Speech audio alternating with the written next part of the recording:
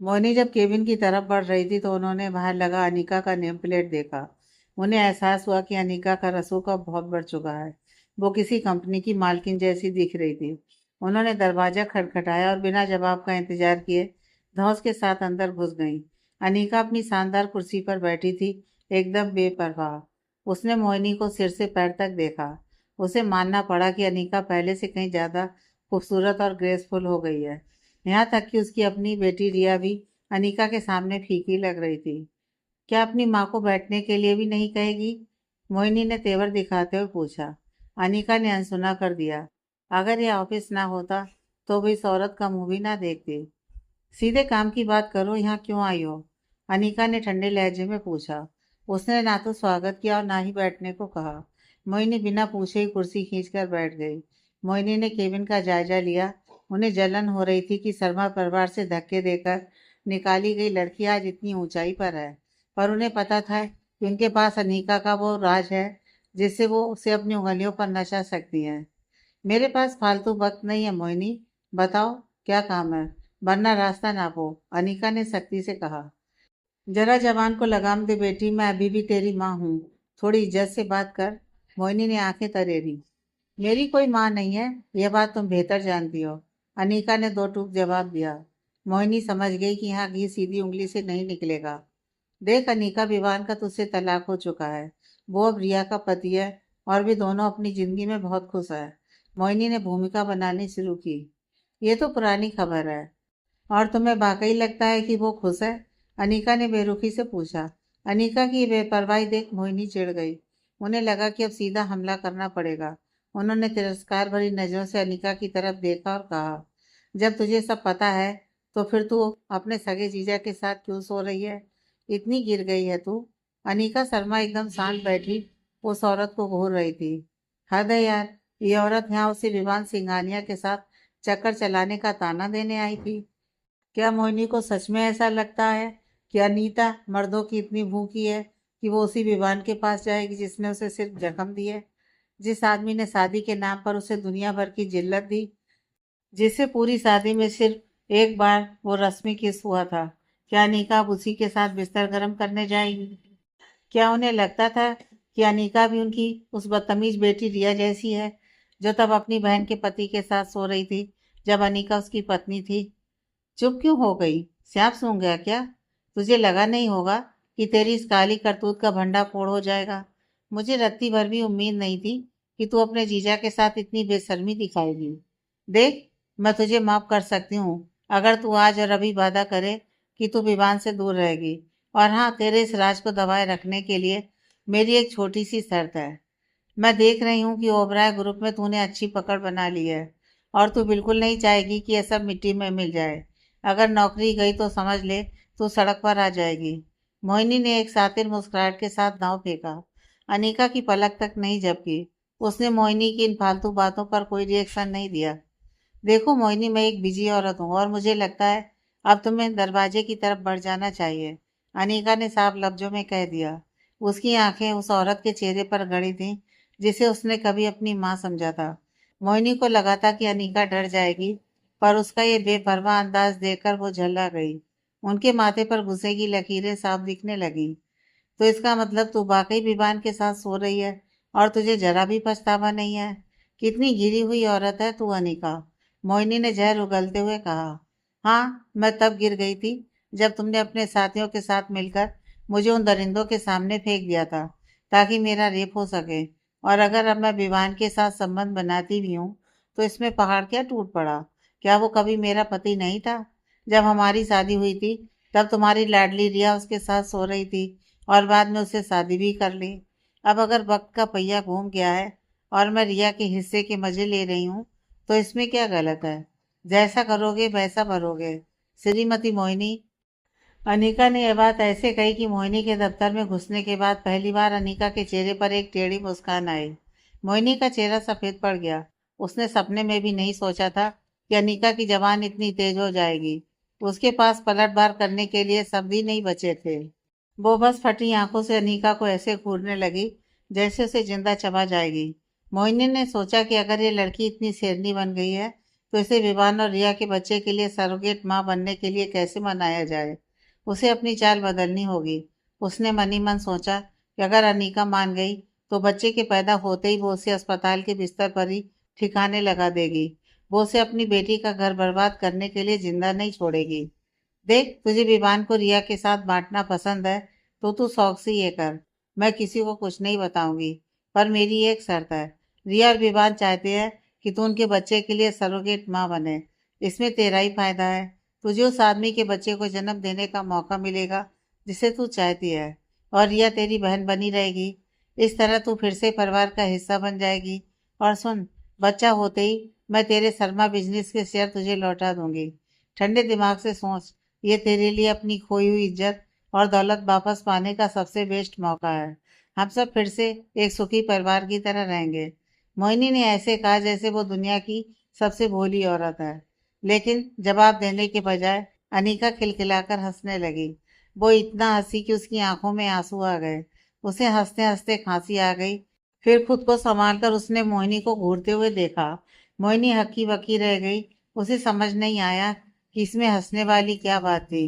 क्या उसे लगता है कि यह सब कोई मजाक है? मोहिनी ने तो उसे जैकपॉट ऑफर दिया था और ये लड़की पागलों की तरह हंस रही थी।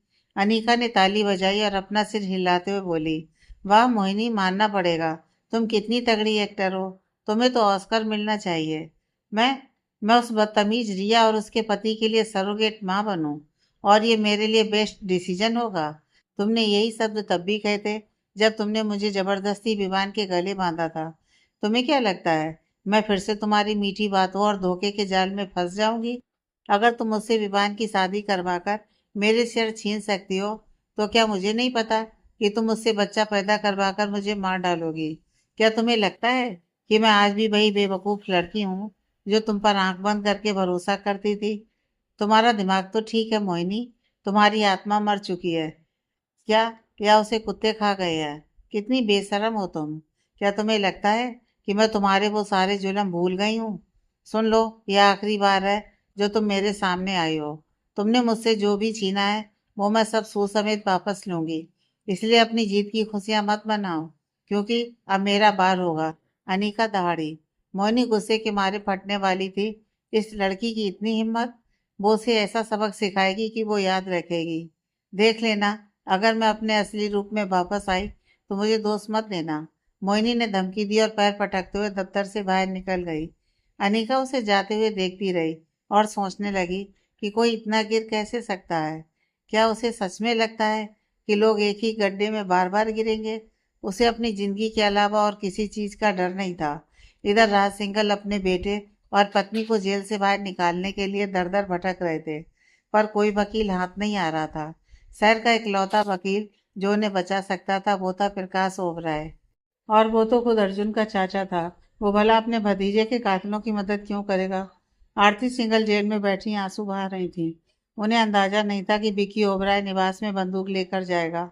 अब कोई इस बात पर यकीन नहीं कर रहा था कि उन्होंने विक्की को गोली चलाने के लिए नहीं कहा था।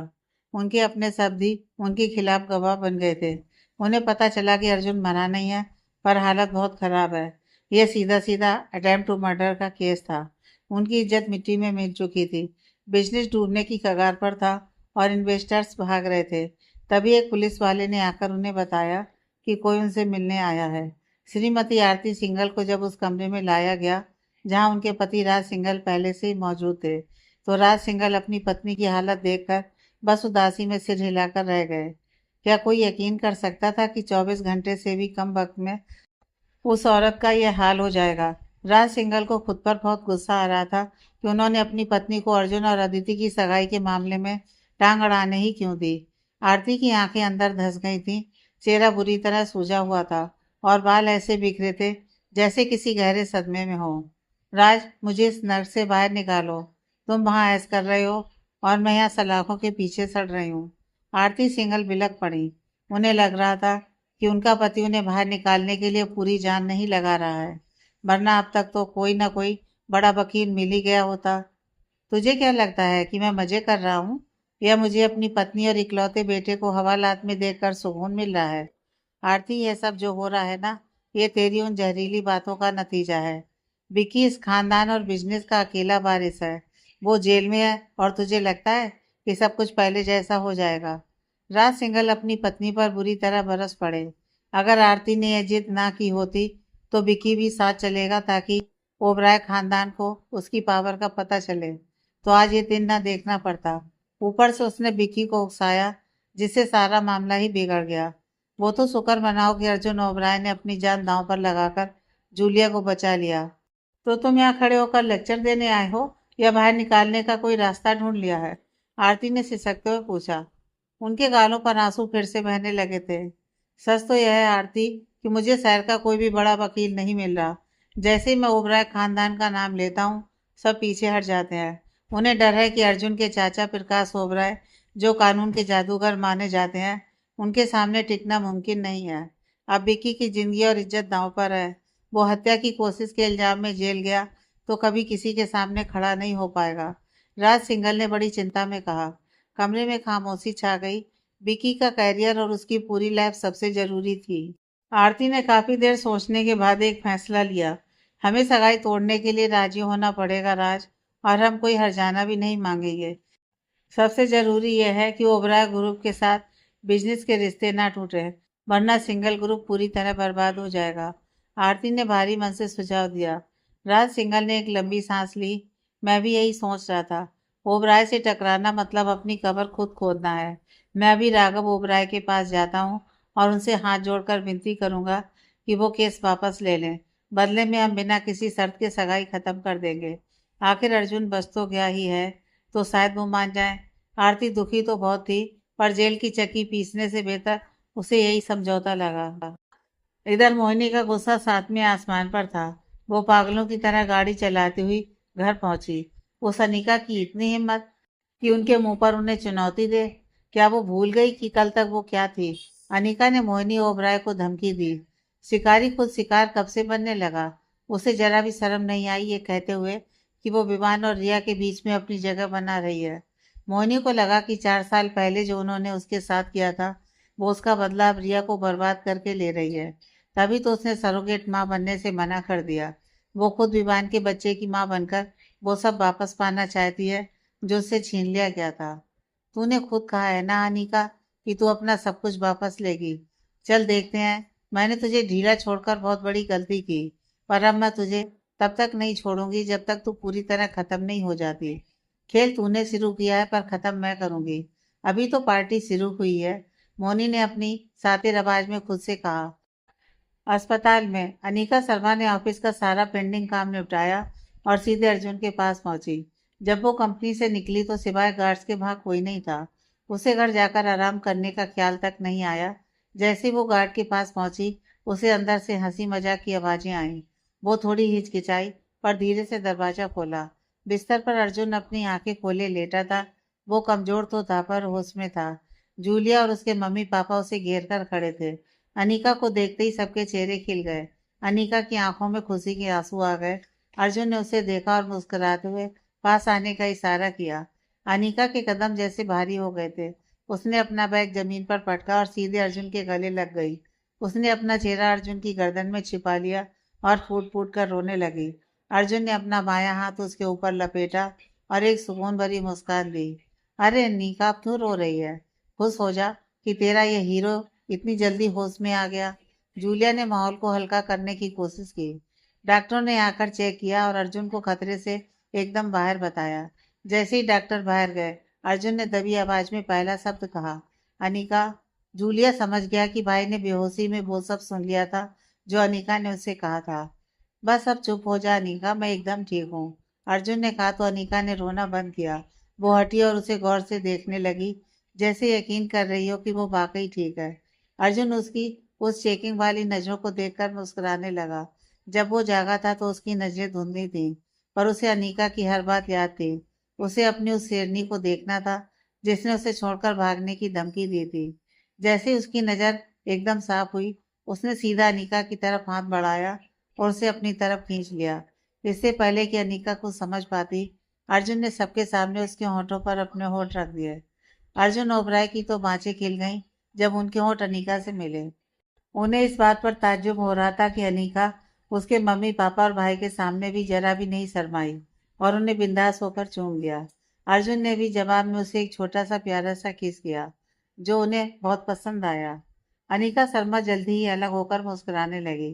फिर उन्होंने खुद को थोड़ा संभाला और कमरे में मौजूद बाकी लोगों की तरफ देखा। अनिका ने अर्जुन के पेरेंट्स के सामने सम्मान में थोड़ा सिर झुकाया, जिसके बदले में उन्हें बड़े मालिक और मालकिन की तरफ से एक प्यारी सी मुस्कान मिली। रही बात जूलिया की, तो वो तो दिन भर में एक दूसरे को कई बार देख ही चुके थे।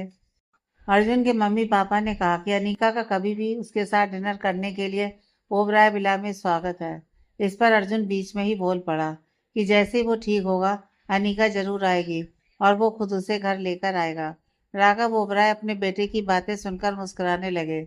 उन्होंने अर्जुन को पहले कभी किसी औरत के बारे में इतनी खुशी से बात करते नहीं देखा था।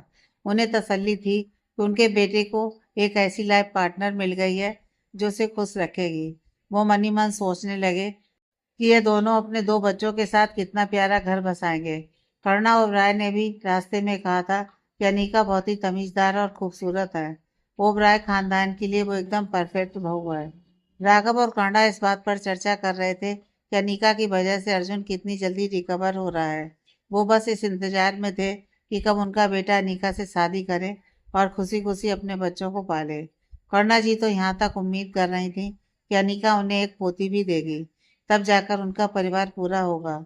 राघव ओबराय को अपने बेटे की पसंद पर पूरा भरोसा था।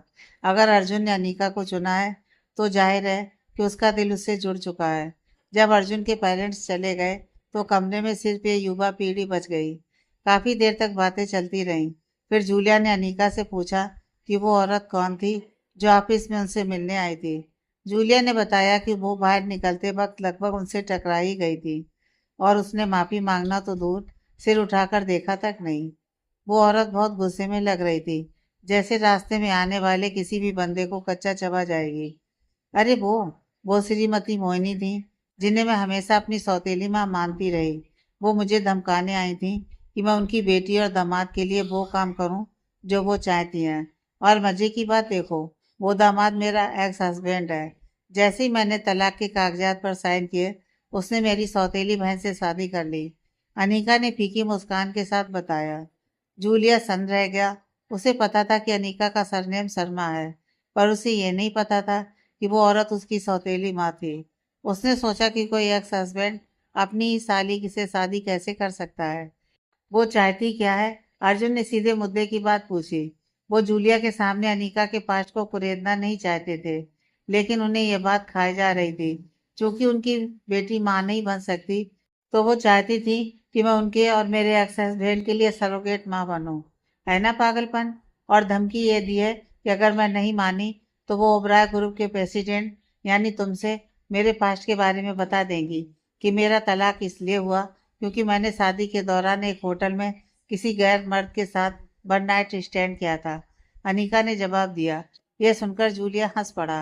भाई, मुझे तो लगता है वो जल्दी तुमसे मिलने आएगी ताकि तुम्हें अनीका के खिलाफ भड़का सके। जूलिया ने जोर से हंसते हुए कहा। वो सोच रहा था कि वो औरत उसी आदमी के पास शिकायत लेकर जाएगी जिसके साथ अनीका ने वो रात बिताई थी। उसे अंदाजा था कि उसका भाई उस औरत को ऐसी धूल चटाएगा कि वो याद रखेगी।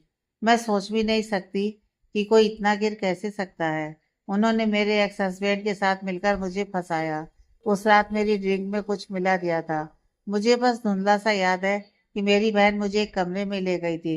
अगली सुबह जब मैं जागी और मुझे एहसास हुआ कि किसी अजनबी ने मेरा फायदा उठाया है, तो मैं डर गई कि मेरे पति को पता चला तो क्या होगा। पर तभी मुझे बाहर से मेरे पति और बहन की हंसने की आवाजें आईं। वो कह रहे थे कि जिस आदमी को उन्होंने मेरा रेप करने के लिए पैसे दिए थे, उसने अपना काम कर दिया है। वो दोनों खुश थे कि अब मुझसे पीछा छुड़ाकर वो अपनी जिंदगी जी पाएंगे। मैं उस वक्त बाथरूम में थी और मुझे समझ आया कि वो मेरी नाक के नीचे चक्कर चला रहे थे। जब मैं घर पहुंची तो मेरी तथाकथित सास ने विवान के सामने मुझे इतना पीटा कि मैं बेहोश हो गई। जब होश आया तो अस्पताल में थी और उनका वकील तलाक के कागजात लेकर खड़ा था। मुझे साइन करना पड़ा और शर्मा बिजनेस में जो कुछ भी मेरा था वो सब विवान ने हर्जाने के तौर पर छीन लिया। मेरी सौतेली माँ ने मुझे फंसाया और जब मैं घर लौटी तो देखा मेरी बहन विवान के साथ शादी की अंगूठी पहनकर खड़ी थी। उन्होंने शादी कर ली थी और मेरा मजाक उड़ाते हुए मुझे बदचलन कहा। उन्होंने मेरी बर्बादी का जश्न मनाया। क्या ऐसी औरत में अभी भी इतनी हिम्मत है कि वो मेरे पास आकर सरोगेसी जैसी घटिया बात कहे? अनीका की आवाज में दर्द साफ झलक रहा था। अनीका की आंखें लाल हो गई थी और वो लगभग रोने ही वाली थी। अर्जुन उसे बड़े दुख के साथ देख रहा था। आखिर वो ही तो थे जो उस रात उसके साथ था और उनकी वजह से उसे इतना कुछ झेलना पड़ा। तुमने कितने वक्त तक शादी निभाई? अर्जुन ने पूछा। उन्हें हैरानी थी कि जब वो अनीका से मिले तो वो एक शादीशुदा औरत होकर भी कुंवारी कैसे थी। हमारी शादी सिर्फ 4 महीने चली। अनीका ने जूलिया की परवाह किए बिना जवाब दिया। 4 महीने? पर जब मैं तुम्हारे साथ था तब तुम वर्जिन थी। ये कैसे मुमकिन है? अर्जुन ने सीधा सवाल किया। शादी कभी पूरी नहीं हुई थी। हमने कभी एक दूसरे को किस तक नहीं किया और हम अलग कमरों में सोते थे। मोहिनी ने ये शादी फिक्स की थी और मैंने विवान से कहा था कि मैं सेक्स से पहले प्यार को थोड़ा वक्त देना चाहती हूँ। मुझे तब नहीं पता था कि उसका मेरी बहन के साथ पहले से ही सीन चल रहा है, इसलिए वो मेरी बात पर तुरंत मान गया। अनीका ने बताया। अगर तुम्हारी शादी कभी मुकम्मल ही नहीं हुई थी तो उसे तुमसे कुछ भी छीनने का कोई हक नहीं था। जूलिया का पारा अब साथ में आसमान पर था। उस वक्त मुझे लड़ना नहीं आता था जूलिया। मेरा कोई साथ देने वाला नहीं था और मैं ढिंढोरा भी नहीं पीट सकती थी कि मैं एक कुंवारी पत्नी हूँ। अनीका ने लाचारी से कहा। अर्जुन ओबराय एकदम खामोश थे। उन्हें याद आया कि जब उन्होंने उसकी उंगली में अंगूठी देखी थी तो उन्हें शक हुआ था। फिर भी अनीका उस रात उनके पास खींची चली आई थी। वो खुद को रोक रहे थे, पर जब वो बार बार उनसे विनती करने लगी और उनके करीब आने लगी तो अर्जुन ने अपना कंट्रोल खो दिया और उसे अपनी बाहों में भर लिया। वो उसे बिस्तर पर ले गए और अनीका जल्दी बेहोश हो गई। उनकी सबसे बड़ी गलती यह थी कि उन्होंने उसकी पहचान जानने की कोशिश नहीं की। तभी जूलिया ने उन्हें टोका। वो जान गया था कि भाई उस रात किसी औरत के साथ था। उसने सबके जाने का इंतजार किया और फिर अर्जुन से बड़े मजे लेकर पूछा कि उस रात उस औरत के साथ उन्हें कितना मजा आया था। अर्जुन ओबराय ने अपनी उन यादों को झटक दिया और एकदम पक्के इरादे के साथ अनीका की आंखों में झांका। अनीका, मैं तुझसे वादा करता हूँ, तेरे उस एक्स हस्बैंड की वजह से तूने जो कुछ भी खोया है वो सब मैं तुझे वापस दिलाऊंगा और उस बंदे को मैं इस कदर पछतावे की आग में जलाऊंगा कि वो खुद तेरे पैरों में गिरकर भीख मांगेगा। अर्जुन की आवाज में एक अजीब सी गंभीरता और दम था। अनीका ने अपना सब कुछ दांव पर लगा दिया था, पर अब उसे यकीन था कि वो सब वापस पा लेगी। अर्जुन उसे इतना प्यार देना चाहता था कि वो उस रात वाली बात को एक बुरा सपना नहीं बल्कि अपनी किस्मत का सबसे खूबसूरत मोड़ मानने लगे। Thank you Arjun. अनीका ने भारी मन से शुक्रिया अदा किया। वहीं जूलिया ने बीच में टोकते हुए कहा। भाभी आप फिक्र मत करो, मैं देख लूंगा कि वो मोहिनी और उसकी बेटी फिर कभी कंपनी के आसपास भी न फट गए। इसके बाद अनीका बच्चों को देखने और अर्जुन के लिए घर का खाना लाने के लिए बिला चली गई। कपड़े बदलकर जब वो वापस अस्पताल पहुंची तो रात के 8 बज रहे थे। रिसेप्शन पर उसे कंपनी की सेक्रेटरी श्रेया दिखी। श्रेया ने अनीका को देखकर स्माइल दी और पूछा कि वो यहाँ क्या कर रही है। तो अनीका ने बस इतना कहा कि उसके बॉयफ्रेंड का एक्सीडेंट हो गया है। श्रेया ने भी बताया कि वो अपने बॉयफ्रेंड का वेट कर रही है और फिर दोनों अपने अपने रास्ते निकल गईं। बाट के अंदर पहुंचते ही अनीका ने देखा कि अर्जुन बिस्तर पर थोड़ा टेक लगाकर बैठने की कोशिश कर रहे थे। इन्फेक्शन ना हो इसलिए उनके घाव की रोज ड्रेसिंग होती थी। पट्टी बंदी होने के बावजूद अर्जुन ने खुद को थोड़ा ऊपर खींच लिया था। डॉक्टरों ने उन्हें साफ मना किया था कि दाएं हाथ का इस्तेमाल बिल्कुल नहीं करना है और जख्म पर जरा भी जोर नहीं डालना है। जूलिया ने अनीका को आते देखा और झट से खड़ा हो गया। उसने खाना टेबल पर रखवाया और अनीका को थोड़ा साइड में ले जाकर फुसफुसाया। सुन, मैं अब निकलना चाहता हूँ। कोई मेरा इंतजार कर रहा है। उसे घर छोड़ना है। मैं कल सुबह आ जाऊंगा, पर भाई को बोल देना कि मैं अब सीधे सुबह ही दिखूंगा। जूलिया ने अपनी तिरछी मुस्कान के साथ कहा। अनीका ने आंखें सिकोड़कर पूछा, क्या वो श्रेया है? जूलिया शर्माते हुए बोला, हाँ यार, बड़े दिनों बाद मौका मिला है। आज रात तो उसे घर पहुंचाना बनता है। तो आज की रात मैं भाई के पास वापस नहीं आ पाऊंगा। समझ रही है ना? सीधा सुबह ही मुलाकात होगी। अच्छा, तो तू अपनी कमर की एक्सरसाइज के चक्कर में अपने भाई को अकेला छोड़कर जाएगा? अनीका ने चुटकी लेते हुए पूछा। अरे मैंने कोशिश तो बहुत की भाई के साथ रुकने की, पर मैं तेरी या अर्जुन भाई जैसा नहीं हूँ जो 4-4 साल तक कंट्रोल कर सके। भाई को भी बोलिए कि वो जल्दी ठीक होकर अपनी मर्दाना ताकत का थोड़ा इस्तेमाल करें, वरना जंग लग जाएगी। एक मर्द को अपनी औरत को खुश रखने के लिए प्रैक्टिस जारी रखनी चाहिए। जूलिया ने अर्जुन की तरफ एक मज़ेदार लुक देते हुए कहा। अनिका ने सिर हिलाकर उसे गुड नाइट कहा। जूलिया भाई के पास गया और बोला कि वो थोड़ी देर के लिए बाहर जा रहा है। जा भाई जा, अपनी किसी खास दोस्त से मिलने जा रहा होगा तो। अर्जुन ने सीधा ताना मारा। जूलिया ने अनसुना किया और जाते जाते अनिका की ठुड्डी पर एक छोटा सा किस कर दिया। अच्छा हुआ ये गया, मैं वाकई तेरे साथ थोड़ा अकेला टाइम बिताना चाहता था। अर्जुन ने दिल की बात कह दी और जूलिया हंसते हुए बाहर निकल गया। जूलिया के जाते ही अनिका अर्जुन के पास आई और उसका हालचाल पूछा। अर्जुन ने बड़े प्यार से जवाब दिया और अनिका की मेहनत की तारीफ की। अनिका ने टेबल पर खाना लगाया और उसे खिलाना शुरू किया। डॉक्टर के कहे मुताबिक खाना हल्का था। खाना खिलाने के बाद अनिका ने उसे गर्म पानी पिलाया और बर्तन समेट दिए। तभी अर्जुन ने कहा कि उसे बाथरूम जाना है और उसे सहारा चाहिए। घाव पर जोर न पड़े इसलिए उसे अनिका के कंधे का सहारा लेकर चलना पड़ा। बाथरूम पहुंचकर अर्जुन ने जरा हिचकिचाते हुए कहा, अनिका मेरी पैंट की जिप खोलने में मदद कर देना। अनिका के तो हाथ कांपने लगे। वो बुरी तरह शर्मा गई और उसे जिप नीचे करने में काफी मशक्कत करनी पड़ी। अर्जुन उसे देखकर मंद मंद मुस्कुरा रहा था। जिप खोलकर अनिका जैसे ही मुड़ने वाली थी, अर्जुन ने उसे रोक लिया। बस ये बॉक्सर थोड़ा नीचे कर दे, बाकी मैं खुद संभाल लूंगा, अर्जुन ने शरारत से कहा। अनिका का चेहरा टमाटर जैसा लाल हो गया और दिल की धड़कनें रेस लगाने लगी और थोड़ा झुककर बॉक्सर नीचे खींचने लगी। शर्म के मारे उसने अपनी आंखें कसकर बंद कर ली थी, पर उसके हाथ अर्जुन के शरीर से टकरा रहे थे। जैसे उसे लगा कि काम हो गया है, वो रुक गई और सिर ऊपर करके आंखें खोली। अर्जुन उसे ही देख रहा था और उसे पता चल गया था कि अनिका ने आंखें बंद कर ली थी। वो जोर से हंस पड़ा, पर हंसते ही उसके जख्म में दर्द हुआ और वो आह कर बैठा। क्या हुआ? अनिका ने घबराकर पूछा। अर्जुन हंसते हंसते बोला, अनिका अगर तू बॉक्सर नीचे करने में ही आंखें बंद कर लेगी तो जब मैं तेरे साथ होऊंगा तब क्या करेगी? अनिका को तो जैसे काटो तो खून नहीं। वो झेप गई और अपना मुंह दूसरी तरफ घुमा लिया। अर्जुन के फारिग होने के बाद अनिका ने झटपट उसका बॉक्सर और जिप ऊपर की और उसे सहारा देकर वापस बेड तक लाई। लव और कुश कैसे हैं? अर्जुन ने पूछा। वो ठीक है, मैंने उन्हें बस इतना कहा कि आपकी तबीयत थोड़ी खराब है, इसलिए बिला नहीं आ रहे हैं, पर हॉस्पिटल वाली बात नहीं बताई, अनिका ने जवाब दिया। अच्छा किया, वो डर जाते, पर सच कहूँ तो मुझे उनकी बहुत याद आ रही है, अर्जुन ने कहा और अनिका को अपने पास बेड पर बैठने का इशारा किया। अरे बैठ जा, वीआईपी वार्ड है, कोई टोकने वाला नहीं है यहाँ। अनिका उसकी बगल में बैठ गई। अनिका, जब मैं बेहोश था तूने जो भी कहा वो सब मैंने सुना, क्या तू वाकई वो सब दिल से कह रही थी? अर्जुन ने उसकी आंखों में झांकते हुए पूछा। अनिका ने अर्जुन के उस खूबसूरत चेहरे को देखा जिसमें उसे अपने बेटों की झलक दिख रही थी। उसने एक लंबी सांस ली और नजर चुराते हुए बोली, मेरा वो मतलब नहीं था, मैं तो बस चाहती थी कि आप किसी तरह होश में आ जाएं।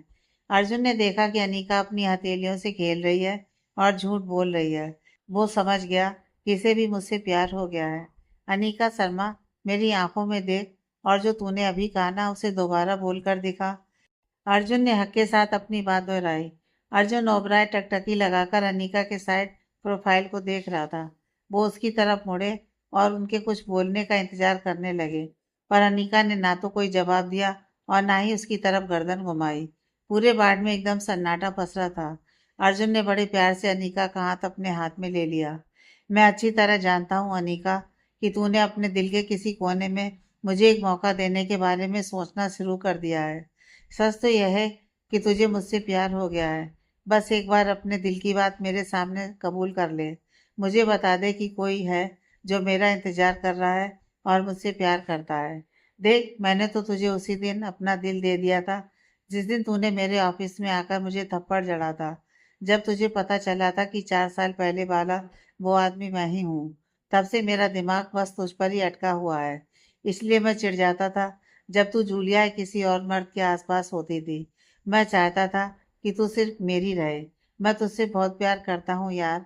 मैंने आज तक किसी लड़की से यह बात नहीं कही, पर तेरे लिए जो महसूस करता हूँ वो एकदम सच्चा है। प्लीज अनिका, मुझसे भी प्यार कर लेना। अर्जुन ने बड़ी संजीदगी से अपनी बात कही। अनिका की आंखों का बांध टूट गया और आंसू बहने लगे। मैं कभी किसी से प्यार नहीं करना चाहती थी अर्जुन। मैंने जिंदगी में इतने धोखे खाए हैं, इतनी जिल्लत झेली है कि मेरा मर्दों पर से भरोसा ही उठ गया था। मैंने सोचा था कि अब किसी के लिए दिल में जगह नहीं बनाऊंगी, पर मैं मुझे समझ ही नहीं आ रहा कि मेरे साथ क्या हो रहा है। वो सिसकते हुए बोली। अर्जुन ने उसका हाथ धीरे से दबाया। उन्हें समझ नहीं आ रहा था कि इस अस्पताल के बेड पर लेटे लेटे वो उसे कैसे चुप कराए, पर उन्हें लगा कि यही सही मौका है उस रात की पूरी हकीकत बताने का। मुझे माफ़ कर दे प्रिय, अगर मैं तुझे पहले मिल गया होता तो तुझे वो सारे बुरे दिन नहीं देखने पड़ते। उस रात के बाद मैंने तुझे हर जगह ढूंढा, पर तू कहीं नहीं मिली। होटल के कैमरों में गड़बड़ी बता दी गई और तेरा कोई सुराग नहीं मिला। मैं इंतजार करता रहा कि शायद कोई पुलिस में रिपोर्ट लिख पाए, पर किसी ने कुछ नहीं किया। मुझे लगा कि शायद कभी किस्मत हमें दोबारा मिलाएगी। अर्जुन ने आगे बताया। उस रात मैं एक मीटिंग के लिए होटल पहुंचा ही था कि मैंने एक औरत को किसी आदमी को हिदायत देते सुना। वो कमरा नंबर 118 के बारे में बात कर रहे थे और कह रहे थे कि दरवाजा खुला है। मुझे फौरन लगा कि यह कोई साजिश है। मैं अमूमन दूसरों के फटे में टांग नहीं अड़ाता, पर उस दिन मेरा दिल नहीं माना। मैंने उन दो गुंडों का पीछा किया और इससे पहले कि वो कमरा बंद करते, मैं अंदर घुस गया। वहां तू बेहाल पड़ी थी, जैसे किसी ने तुझे बहुत ज्यादा नशा दे दिया हो। मैंने उन दोनों को पीट कर बाहर निकाला और तेरी मदद करना चाहता था, पर तूने मुझे पकड़ लिया। तेरा शरीर तप रहा था और आंखें एकदम लाल थी। तूने मेरे कपड़े खींचने शुरू कर दिए और अपनी स्कर्ट उतारने लगी। मैं समझ गया था कि तुझे ऐसी कोई दवा दी गई है जिसका असर अगर सेक्स के ख़त्म नहीं किया गया तो तू पागल हो सकती थी या हमेशा के लिए कोमा में जा सकती थी। हालांकि मैंने तेरी उंगली में अंगूठी देखी थी, पर मुझे पक्का नहीं था कि तू शादीशुदा है या नहीं। उस पल मेरा खुद पर से कंट्रोल खो गया और मैंने तुझे अपनी बाहों में ले लिया, पर मुझे जरा भी अंदाजा नहीं था कि तू वर्जिन है। जब मुझे इस बात का एहसास हुआ, तब तक बहुत देर हो चुकी थी। मैं भी उस रात अपना आपा खो चुका था। मुझे वाकई बहुत अफसोस है कि मैं तेरी उस हालत में साथ था, पर अब मैं तेरे और अपने बच्चे के लिए हर जिम्मेदारी उठाने को तैयार हूँ। अर्जुन ने बड़े शांत तरीके से सब साफ कर दिया। अनीका के आंसू अब थम चुके थे। उसे यकीन नहीं हो रहा था कि अर्जुन असल में उसकी जान बचाने आया था और खुद भी वो उस सिचुएशन का शिकार हो गया। उसे खुशी थी कि कम से कम उन दो दरिंदों ने उसे हाथ नहीं लगाया। उसे इस बात का सुकून था कि उसके बच्चों का बाप एक इज्जतदार और जिम्मेदार इंसान है। आई एम सॉरी, अर्जुन ने शर्माते हुए कहा। इसमें तुम्हारी गलती नहीं है अर्जुन, तुम भी उस हालात के मारे थे। आज मैं वो सारी कड़वाहट खत्म करती हूँ जो इतने सालों से मेरे दिल में थी। अनीका ने जवाब दिया। तो क्या इसका मतलब यह है कि अब तुम मुझे अपना सब कुछ मान लेगी? अर्जुन ने उम्मीद से पूछा। इतने भारी शब्द मत बोलो, बस ये समझ लो कि हमारे दिल अब एक दूसरे के लिए धड़कने लगे हैं। अनीका ने लजाते हुए कहा। अर्जुन के चेहरे पर एक बड़ी सी मुस्कान आ गई और अनीका भी उसे देखकर मुस्कुराने लगी। मेरा मन कर रहा है तुझे चूमने का, अर्जुन ने दबी आवाज में कहा। अनीका धीरे से झुकी और अर्जुन के ऊपर लेट गई। दोनों एक दूसरे में खो गए और एक लंबा गहरा किस किया। बाढ़ की खामोशी में बस उनकी सांसों की आवाज थी। ना अनीका को हटने की जल्दी थी और ना ही अर्जुन उसे छोड़ना चाहता था। उधर विवान और रिया के घर में कोहराम मचा हुआ था। विवान, रिया, मोहिनी और विवान की माँ सरला के बीच जमकर तू तू मैं हो रही थी। तुम दोनों की हिम्मत कैसे हुई मुझ पर अनीका के साथ सोने का इल्जाम लगाने की? क्या तुम लोगों का जी नहीं भरा उसे बर्बाद करके? मुझे शर्म आती है कि मैं तुम जैसी दो चुड़ैलों की बात में आकर अनीका के साथ बुरा व्यवहार करता रहा। और तुम किस मुंह से उसे रिया के लिए सरोगेट माँ बनने को कह रही हो? मैं अब उस औरत की इज्जत उछालने वाले किसी भी काम का हिस्सा नहीं बनूंगा। वो मेरी एक्स वाइफ है और अब मैं उसे तुम जैसे लुटेरों से बचाऊंगा। विवान गुस्से में पागल हो रहा था। जबान संभाल कर विवान, तेरी हिम्मत कैसे हुई हमें चुड़ैल बोलने की? अगर हम चुड़ैल हैं तो तू क्या कोई दूध का धुला है? और तेरी माँ यहाँ तीसरी चुड़ैल है, ये भूल गया? तू अपनी पत्नी को धोखा दे रहा है और अब संत बन रहा है। आज अनीका ने खुद मेरे मुंह पर कबूल किया है कि उसका तेरे साथ चक्कर चल रहा है और वो रिया के साथ तुझे शेयर कर रही है। दोनों के दोनों बेशर्म हो, मोहिनी उस पर चिल्लाई। विवान ने सुनकर जोर से हंस पड़ा। अनीका ने कबूल किया। उसे हंसी आ रही थी कि मोहिनी किस कदर झूठ बोल रही है। वो समझ गया कि मोहिनी ने अनीका को उकसाया होगा या धमकाया होगा, और अनीका ने उसे टरकाने के लिए या मजे लेने के लिए ये झूठ बोल दिया होगा। अगर अनीका, शर्मा और मैं एक दूसरे से मिल रहे हैं तो तेरे पेट में इतना दर्द क्यों हो रहा है? वो बेचारी अनाथ है, तू हाथ धोकर उस लड़की के पीछे क्यों पड़ी है जिसका तेरी तरह कोई आगे पीछे साथ देने वाला नहीं है? अगर तूने अपनी बेटी को ये सिखाया होता कि अपने जीजा के सामने पैर कैसे बंद रखते हैं, तो आज तुझे ये डर और फालतू की टेंशन नहीं पालनी पड़ती। मैं रिया के साथ तब सो रहा था जब अनीका मेरी बीवी थी। तब तो तूने एक बार भी आवाज नहीं उठाई। अब क्या हो गया? सच तो यह है कि रिया एक नंबर की गंदी और बदसूरत औरत है। उसके अंदर जमीन नाम की कोई चीज ही नहीं है। तो मोहिनी, अनीका और मुझ पर उंगली उठाने से पहले जरा खुद को और अपनी इस बदबूदार बेटी को देख ले। विभान सिंघानिया ने एकदम तल्ख अंदाज में मोहिनी को झाड़ दिया। मोहिनी का पारा सातवें आसमान पर पहुंच गया। वो गुस्से में पागल होकर विवान को एक जोरदार थप्पड़ जड़ने ही वाली थी कि तभी विवान की माँ सरला सिंघानिया ने बीच में आकर उसका हाथ हवा में ही दबोच लिया। सरला की आंखों से जैसे अंगारे बरस रहे थे और वो मोहिनी को ऐसे घूर रही थी जैसे अभी उसका काम तमाम कर देगी। दोनों औरतें एक दूसरे की आंखों में आंखें डालकर खड़ी थीं और कमरे का माहौल एकदम गर्म हो चुका था। मोहिनी तो गुस्से के मारे फटने वाली थी। उसे यकीन ही नहीं हो रहा था कि उसकी बचपन की सहेली आज अपने बेटे की खातिर उससे यूं भिड़ जाएगी। तेरी हिम्मत कैसे हुई मेरे बेटे पर हाथ उठाने की? सरला सिंघानिया ने एकदम नफरत भरी और कड़क आवाज में पूछा। हाँ, मैं इसे ऐसा थप्पड़ मारने वाली थी कि इसका दिमाग ठिकाने आ जाता, पर तूने मुझे रोकने की जुर्रत कैसे की? मोहिनी पागलों की तरह चिल्लाई। अगर उसका बस चलता तो वो उसी वक्त सरला को कच्चा चबा जाती। वो मन ही मन सोच रही थी कि इन माँ बेटों को तो वो मिट्टी में मिला देगी और इनकी लाश तक नहीं छोड़ेगी। मैं तुझे चैलेंज करती हूँ मोहिनी, तू होती कौन है अपने बच्चे की खातिर किसी और के बच्चे के साथ अपनी मनमर्जी करने वाली? विवान ने तेरी बेटी से शादी की है तो तू उनके बीच में अपनी नाक क्यों घुसा रही है? तेरे पास कोई सबूत है कि मेरा बेटा बाहर गुलछर्रे उड़ा रहा है? और सुन, अगर मेरा बेटा शादी के बाद बच्चा पैदा करना भी चाहे तो मुझे इसमें कोई बुराई नहीं दिखती। मैं अपने बेटे को उस पांच औरत की वजह से बेऔलाद नहीं रहने दूंगी जिससे उसने शादी की है। अगर रिया उसे वारिस नहीं दे सकती तो विवान मर्द है, वो बाहर मुंह मारेगा और बच्चा पैदा करेगा। मैं खुद उसे इस बात की परमिशन दूंगी। सरला सिंघानिया ने जैसे ऐलान कर दिया। अब तो जैसे बारूद में आग लग गई थी। दोनों माताएं एक दूसरे को भद्दी भद्दी गालियां दे रही थी और जोर जोर से चिल्ला रही थी। विवान सिंघानिया बड़े इत्मीनान से पैर पर पैर चढ़ाकर यह सारा तमाशा देख रहा था। उसे रत्ती भर फर्क नहीं पड़ रहा था कि ये दोनों आपस में लड़कर मर ही क्यों ना जाएं। उसे याद आया कि अगर उसकी माँ ने मोहिनी की बातों में आकर उस पर दबाव न बनाया होता तो आज यह नौबत ही नहीं आती। उसी माँ ने उसे अनीका से शादी करने के लिए मजबूर किया था और इन पूरी साजिश का हिस्सा थी। अब जब ये दो पुरानी सहेलियां कुत्ते बिल्ली की तरह लड़ रही थीं, तो उसे लगा कि इन्हें अपने हाल पर छोड़ देना ही बेहतर है। रिया बेचारी बीच बचाव करने की कोशिश कर रही थी, पर वो दोनों तो रुकने का नाम ही नहीं ले रही थी। आखिर में रिया ने चिल्लाकर उन्हें रोकने की कोशिश की, तो विवान ने उसे ऐसी डरावनी नजर से देखा कि रिया की रूह कांप गई।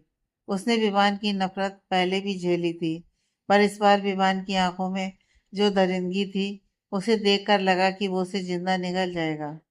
मेरी बेटी अभी की अभी तलाक की अर्जी देगी। तुम जैसे नीच लोगों को मेरी बेटी जैसी खूबसूरत बहू मिलने का कोई हक नहीं है। मोहिनी ने अपनी पूरी धौंस जमाते हुए कहा। अरे, तो फिर इंतजार किस बात का है? चलो अभी चलते हैं कोर्ट। कागजी कार्रवाई की क्या जरूरत है? यहीं खत्म करते हैं सब। विवान ने चुनौती देते हुए कहा। यह सुनकर सरला सिंघानिया के चेहरे पर मुस्कान आ गई। उसे लगा कि उसके बेटे ने आज जिंदगी का सबसे सही फैसला लिया है। तू झूठ बोल रहा है विवान। मैं तुझे अनीका के साथ ऐश करने का मौका कभी नहीं दूंगी।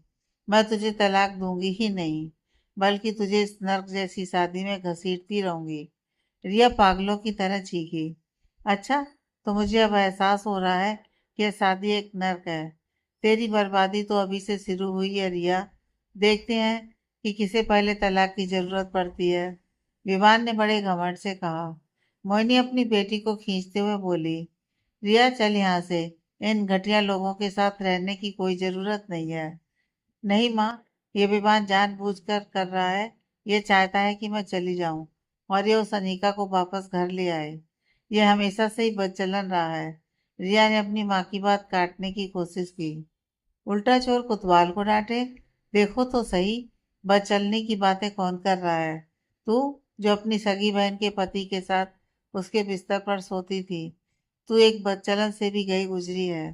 सरला सिंघानिया ने आओ देखा न ताओ रिया को उसकी औकात याद दिलाते हुए बुरी तरह लताड़ दिया। मेरी बेटी की बेइज्जती करने की जरूरत नहीं है, समझी। तुम्हारा बेटा खुद एक नंबर का छिचोरा और आवारा है। उसे अपनी बीवी की सगी बहन के साथ मुंह मारने में जरा भी शर्म नहीं आई। मोहिनी ने बिलबिलाते हुए अपनी बेटी का बचाव किया। विभान सिंघानिया ने बस अपना सिर हिलाया। उसे यकीन नहीं हो रहा था कि कोई माँ अपनी बेटी की ऐसी घटिया हरकतों पर पर्दा डालने में इतनी बेशर्म कैसे हो सकती है। क्या इस औरत को जरा भी हया नहीं है? क्या इसे कहीं कोने में जाकर डूब नहीं मरना चाहिए? तुम मेरे बेटे को दोष क्या दे रही हो मोहिनी, जब तुमने अपनी बेटी को ही तमीज नहीं सिखाई। संस्कार तो इसके पास से गुजरे तक नहीं है। शर्म तो इतनी भी नहीं बची इसमें कि किसी मर्द की उंगली में अंगूठी डालने से पहले ही खुद को उसके बिस्तर पर फेंक दिया। सरला सिंघानिया ने नैली पर दैला जड़ते हुए मोहिनी का मुंह बंद कर दिया। रिया शर्मा फूट फूट कर रोने लगी थी। विवान और उसकी माँ ने उसे आज भरी महफिल में जलील कर दिया था।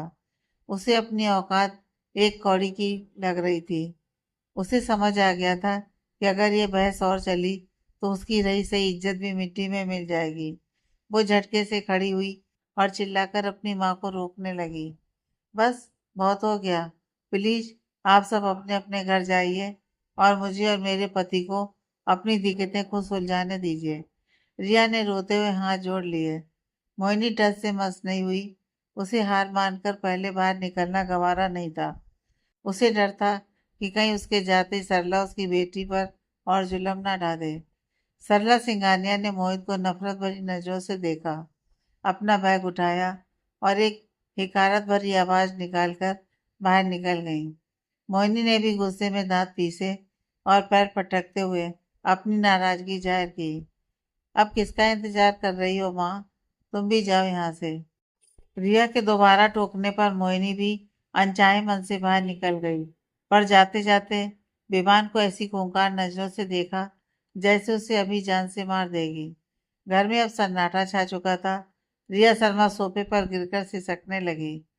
आज उसका चेहरा उतर चुका था। सरला सिंघानिया ने उसके बारे में जो जहरीली बातें कही थी, उसने रिया के कलेजे को छलनी कर दिया था। और विवान विवान ने उसे बचाने के बजाय आग में घी डालने का काम किया था। क्या कोई पति अपनी पत्नी की बेइज्जती होते देखकर इतना चुप रह सकता है? रिया को वो पुराने दिन याद आए जब विवान उससे बेपनाह प्यार करता था। जब अनीका उसकी बीवी थी, तब विवान रिया के पीछे पागल रहता था और कस्में खाता था कि वो उस बोझ से पीछा छुड़ाकर सिर्फ रिया का होगा। पर अचानक सब कुछ बदल कैसे गया? विवान की नफरत और ये दूरियां क्यों आई? माना कि अनीका को बर्बाद करने में विवान भी बराबर का साझीदार था, पर अब वो अचानक संत कैसे बन गया? रिया और जोर जोर से रोने लगी। विवान खड़ा हुआ और बिना पीछे मुड़कर देखे, बिना उसे चुप कराए, सीधा बाहर निकल गया। उसे रिया की सिसकियों से रत्ती भर फर्क नहीं पड़ रहा था। विवान और रिया का रिश्ता उस दिन से बिगड़ने लगा था जब उनका आईवीएफ फेल हो गया।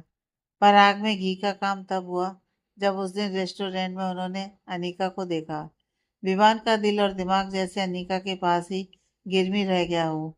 उसे अब दुनिया की हर औरत अनीका के सामने फीकी लगती थी। रिया को लग रहा था कि शायद अनीका की बद्दुआएं अब रंग ला रही हैं।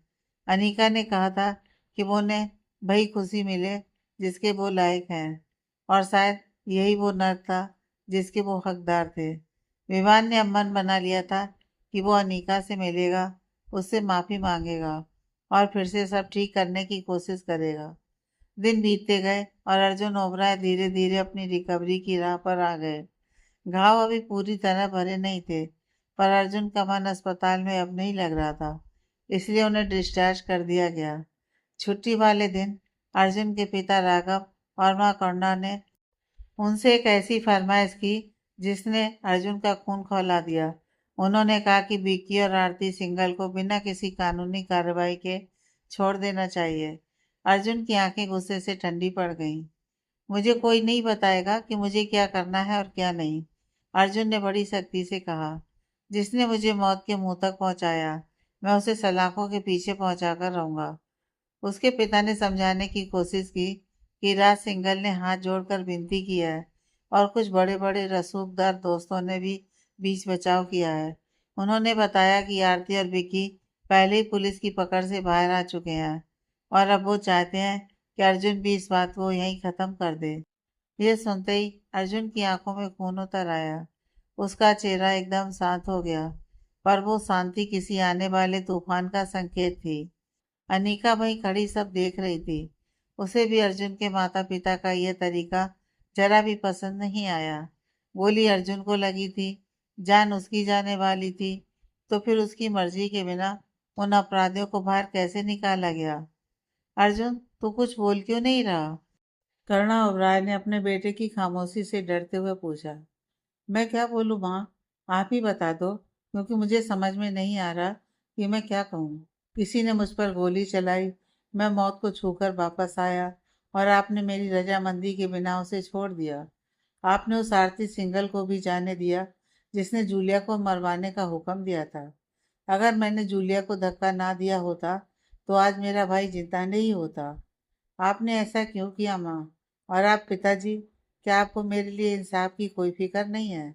मैं यहाँ हफ्तों से बिस्तर पर पड़ा अपनी जिंदगी के लिए लड़ रहा था, और आप कह रहे हैं कि राज सिंघल के रसूखदार दोस्तों की खातिर मैं सब भूल जाऊं?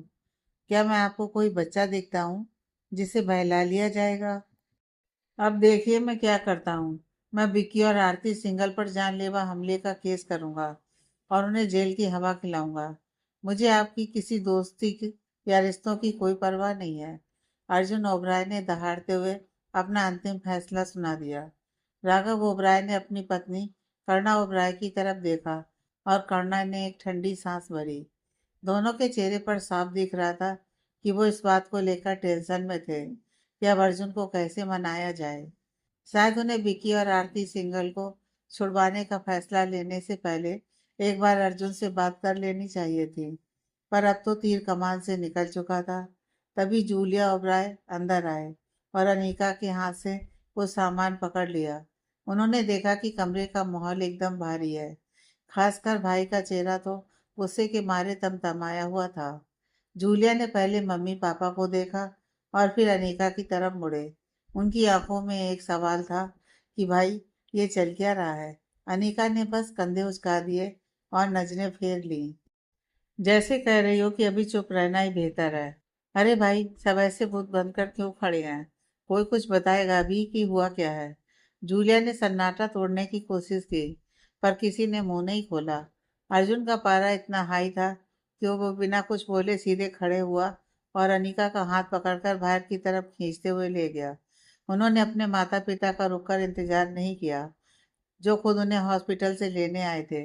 अनीका ने धीरे से टोकना चाहा कि अरे रुकिए, मम्मी पापा के सामने ऐसे जाना ठीक नहीं है, पर अर्जुन ने अपनी भुएं चढ़ाकर उसे ऐसी नज़र से देखा कि अनीका चुप हो गई। क्या हुआ? अब तू भी मेरे साथ नहीं चलेगी क्या? अर्जुन की आवाज़ में एक भारीपन और थोड़ी सी कड़वाहट थी। वो इस वक्त सबसे, यहाँ तक कि अनीका से भी उखड़ा हुआ था। अनीका ने कोई बहस नहीं की और चुपचाप उसके पीछे हो ली। अर्जुन ने उसकी कलाई को और कसकर पकड़ा और दरवाजे से बाहर निकल गया। उनकी आंखों में एक अजीब सा रूखापन था। कई दिनों से हॉस्पिटल में रहने की वजह से उनकी दाढ़ी बढ़ गई थी और बाल भी इतने अस्त व्यस्त थे, उन्हें सेट करना मुश्किल था। पर इन सब के बावजूद वो इतने सलीके से चल रहे थे कि कोई कह नहीं सकता था कि उनके शरीर पर अभी भी एक गहरा जख्म है जो पूरी तरह से भरा नहीं है। पार्किंग तक पहुंचने तक वो एक लफ्ज नहीं बोले। बॉडीगार्ड ने जल्दी से कार का दरवाजा खोला। अर्जुन ने पहले अनीका को अंदर बैठने का इशारा किया और फिर खुद हंस गए। उसका चेहरा इतना उतरा हुआ था कि ड्राइवर और अंगरक्षकों ने जब नमस्ते किया तो उन्होंने पलटकर जवाब देना भी जरूरी नहीं समझा। कार में अनीका ने तिरछी नजर से उन्हें देखा। अर्जुन का चेहरा गुस्से से लाल था और उनके पास से एक अजीब सी ठंडी वाइब आ रही थी। अनीका धीरे से उसके करीब खिसकी, इस बात का पूरा ख्याल रखते हुए कि उनके जख्म पर जोर न पड़े। अर्जुन ने जैसे उसे करीब आते देखा, अपनी बाहें फैला दी। अनीका उनसे सटकर बैठ गई, पर अर्जुन की नजरें अभी भी सामने सड़क पर जमी हुई थीं। उसने उनकी बढ़ी हुई दाढ़ी पर धीरे से हाथ फेरा। अर्जुन, मैं समझ सकती हूँ कि पापा और मम्मी ने जो किया उससे आप खुश नहीं हैं। सच कहूँ तो मुझे भी ये सब अजीब लग रहा है, पर अब कर भी क्या सकते हैं। कभी कभी अपनों की खातिर चीज़ों को जाने देना पड़ता है। सिंगल परिवार से पहले आपके मम्मी पापा का मान है। अगर आप उस माँ बेटे को फिर से जेल भिजवा देंगे तो दुनिया को लगेगा कि आपके माता पिता की आपके सामने कोई वैल्यू ही नहीं है। अनिका ने प्यार से समझाने की कोशिश की। अर्जुन ने उसकी तरफ देखा तक नहीं। वो पूरी रात पत्थर की मूरत बने बैठे रहे और अनिका के पास भी चुप रहने के अलावा और कोई चारा नहीं बचा था। जैसे ही गाड़ी हवेली पहुंची, अर्जुन कार से उतरे और अनिका को एक नज़र देखे बिना सीधे अंदर चले गए। वो सीढ़ियाँ चढ़ ही रहे थे कि अनिका ने उन्हें पकड़ लिया और उनके साथ बेडरूम में घुसकर दरवाज़ा बंद कर लिया। अर्जुन, प्लीज़ मुझसे तो नाराज़ मत होइए। मैं आपकी सोच को बदलने की कोशिश नहीं कर रही थी। मैं तो बस। अनिका उन्हें मनाने की कोशिश कर ही रही थी कि अर्जुन ने अपनी शर्ट उतारते हुए कहा, मैं बस इतना चाहता हूँ कि तुम चीज़ों को मेरे नज़रिए से देखो। अनिका उनकी शर्ट के बटन खोलने में मदद करने ही वाली थी कि दरवाजे पर दस्तक हुई। दरवाज़ा खुला और जूलिया अंदर आ गया। जूलिया एकदम से ठिठक गया जब उसने देखा कि भाई शर्टलेस खड़ा है और अनीका उसके बिल्कुल करीब है। ओह सॉरी भाई, गलत टाइम पर आ गया शायद। जूलिया ने शर्माते हुए कदम पीछे खींचे। अर्जुन झटके से उसकी तरफ मुड़े। तुझे अंदर आने की परमिशन किसने दी? उनकी आवाज़ में कड़कपन था। अनीका थोड़ा पीछे हटकर मुस्कुरा दी और बाहर जाने लगी, पर अर्जुन ने रोक लिया। अनीका, मैंने तुझे जाने को कहा क्या? अनीका रुक गई और अर्जुन ने जूलिया को घूरते हुए पूछा कि वो क्या चाहता है। जूलिया ने थोड़ा गला साफ किया और बताया कि मम्मी पापा नीचे इंतजार कर रहे हैं और वो अर्जुन से मिलना चाहते हैं। अर्जुन ने बस एक हुंकार भरी और कहा, उन्हें कह दें कि मुझे अकेला छोड़ दें। इससे पहले कि जूलिया कुछ और बोल पाता, अर्जुन ने दरवाज़ा उसके मुंह पर बंद कर दिया। अरे बड़े भाई, सुनिए तो, नीचे आकर सब सुलझा लीजिए।